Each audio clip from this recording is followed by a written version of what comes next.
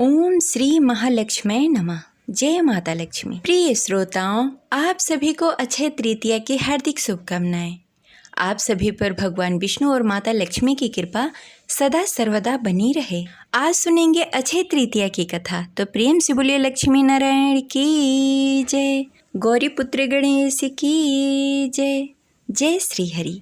प्रिय श्रोताओं, अक्षय तृतीया का पर्व प्रत्येक साल वैशाख मास की शुक्ल पक्ष की तृतीया तिथि को मनाई जाती है, जिसे अघा तीज भी कहा जाता है। इस दिन स्नान, दान, पूजा पाठ करने का अक्षय पुण्य प्राप्त होता है। आज के दिन आप कोई भी शुभ कार्य प्रारंभ कर सकते हैं बिना मुहूर्त देखे। अक्षय तृतीया को अबूझ मुहूर्त कहा जाता है, यानी कि बिना पंचांग देखे भी आप कोई भी शुभ कार्य कर सकते हैं। माना जाता है कि इसी दिन से सतयुग और त्रेता युग का प्रारंभ हुआ था।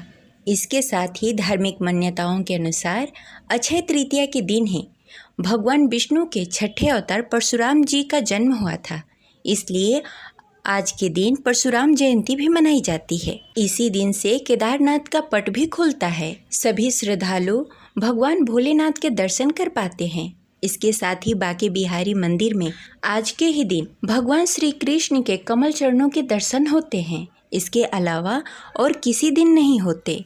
माना जाता है कि अक्षय तृतीया के दिन ही स्वर्ग से माता गंगा पृथ्वी लोक पे आई थी, इसलिए इस दिन गंगा स्नान करने का विशेष महत्व होता है। हिंदू धर्म के इतने सारे पावन कार्य अक्षय तृतीया के दिन हुए थे, इसलिए अक्षय तृतीया बेहद ही खास है। अब चलिए सुनते हैं अक्षय तृतीया की कथा। तो प्रेम से बोलिए लक्ष्मी नारायण की जय। कथा शुरू करने से पहले इस वीडियो को लाइक करके कमेंट बॉक्स में लक्ष्मी नारायण की जय अवश्य लिखिएगा। हमारे धर्म ग्रंथों में अक्षय तृतीया के संबंध में कई कथा प्रसिद्ध है। भविष्य पुराण के अनुसार साकर नामक स्थान पर एक धर्मदास नामक एक बनिया रहा करता था। धर्मदास अपने परिवार के साथ एक छोटे से गांव में रहता था। वह बहुत ही गरीब था। वह हमेशा अपने परिवार के भरण पोषण के लिए चिंतित रहा करता था। उसके परिवार में कई सदस्य थे, लेकिन धर्मदास बहुत ही धार्मिक प्रवृत्ति का व्यक्ति था। उसका सदाचार तथा देव एवं ब्राह्मणों के प्रति उसकी श्रद्धा अत्यंत प्रसिद्ध थी। अक्षय तृतीया व्रत के महात्मा को सुनने के पश्चात उसने अक्षय तृतीया पर्व के आने पर सुबह जल्दी उठकर गंगा में स्नान करने के पश्चात विधि पूर्वक देवी देवताओं की पूजा की। व्रत के दिन समर्थ अनुसार जल से भरा हुआ घड़ा, पंखे, जौ का सत्तू, चावल, नमक, गेहूँ, गुड़, घी, दही, सोना तथा वस्त्र आदि वस्तुएं भगवान के चरणों में रखकर ब्राह्मण को दान दिए और श्रद्धा अनुसार दक्षिणा दी। यह सब देखकर उसके घर वाले उसे रोकना चाहे, लेकिन धर्मदास नहीं रुका। उन्होंने कहा कि अगर धर्मदास इतना सब कुछ दान में दे देगा तो उसके परिवार का पालन पोषण कैसे होगा। फिर भी धर्मदास अपने दान और पुण्य कर्म से विचलित नहीं हुआ और उसने ब्राह्मणों को कई प्रकार का दान दिया। उसके जीवन में जब भी अक्षय तृतीया का पावन पर्व आया, प्रत्येक बार धर्मदास ने विधि से इसी तरह पूजा एवं दान आदि कर्म किए। अनेक रोगों से ग्रसित तथा वृद्ध होने के पश्चात भी उसने व्रत रखना नहीं छोड़ा और दान पुण्य करना नहीं छोड़ा। यही वैश्य अगले जन्म में कुशावती का राजा हुआ। मान्यता है कि अक्षय तृतीया के दिन किए गए दान पुण्य एवं पूजन के कारण वह अपने अगले जन्म में बहुत ही धनी एवं प्रतापी राजा बना। वह इतना धनी और प्रतापी राजा था कि त्रिदेव तक उसके दरबार में अक्षय तृतीया के दिन ब्राह्मण का वेश धारण करके उसके महायज्ञ में शामिल हुआ करते थे। उसे अपनी श्रद्धा और भक्ति पर कभी घमंड नहीं हुआ। वह प्रतापी राजा महान एवं वैभवशाली होने के बावजूद भी धर्म मार्ग से कभी विचलित नहीं हुआ। माना जाता है कि यही राजा आगे के जन्म में भारत के प्रसिद्ध सम्राट चंद्रगुप्त मौर्य के रूप में पैदा हुए थे। जैसे भगवान ने धर्मदास पर अपनी कृपा की, वैसे ही जो भी व्यक्ति इस अक्षय तृतीया के दिन कथा को पढ़ता है, महत्व सुनता है और विधि विधान से पूजा एवं दान आदि करता है, उसे अक्षय पुण्य एवं यश की प्राप्ति होती है।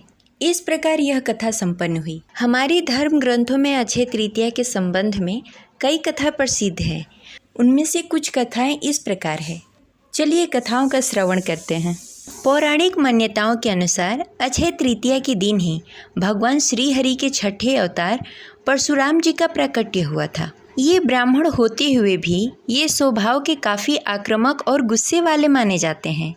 इनके अंदर ब्राह्मण होते हुए भी क्षत्रियों वाले गुण थे। वहीं अक्षय तृतीया की दूसरी कथा के अनुसार अक्षय तृतीया के कृष्ण सुदामा से भी संबंध है। कहते हैं कि जिस दिन सुदामा अपने मित्र भगवान श्री कृष्ण से मिलने गए थे, उस दिन अक्षय तृतीया की तिथि थी। सुदामा जी के पास कृष्ण जी को भेंट करने के लिए चावल के कुछ मात्र मुट्ठी भर दाने ही थे, जिन्हें उन्होंने भगवान श्री कृष्ण के चरणों में अर्पित कर दिए। उनके इस भाव के कारण कान्हा ने उनकी झोपड़ी को महल में बदल दिया।